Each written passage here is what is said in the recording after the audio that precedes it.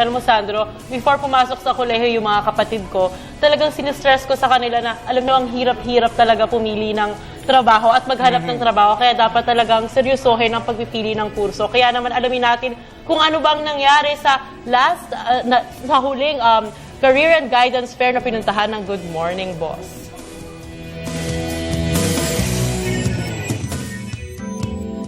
Ang kabataan ng pag-asa ng bayan. Kalatas ng pambansang bayani na si Jose Rizal. Ang kabataan ay nararapat lamang bigyan ng tamang gabay upang marating nila ang tamang landas. At sa pagpili ng tamang kurso na kanilang kukunin sa college, kailangan din ng tamang orientation at information dissemination. Ito ang layunin ng 26th Career and Guidance Fair na isinagawa kamakailan sa Philippine Trade and Training Center sa Pasay City.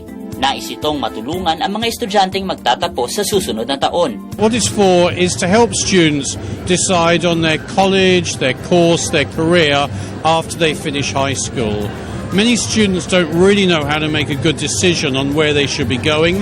They're not sure about their interest, their ability, their aptitude. We're here to help them with that and show them a range of courses, colleges that can lead them to good careers. The reason why the students come here is we have something like 40 of the top and most popular local colleges and universities showing the courses they've got, showing their latest additions. So it might be design, it could be medicine, it could be dentistry, it could be business, might be aviation.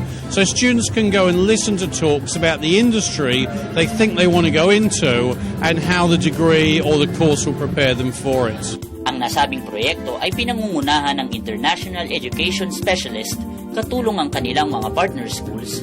Kalakip ang endorsement mula sa Department of Education. We got 7 seminar rooms here, all of them handling different kinds of studies and careers. There's also the entertainment side because students aren't always serious. So a lot of the universities have their cheerleading squads here, their basketball teams, they've got their college band playing. So we have quite a lot of fun and entertainment for the students. And of course there's competitions. Students can win things like tablets, monopods, just by sending pics of themselves with their favorite institution to our Instagram and website. So that's a lot of fun for them.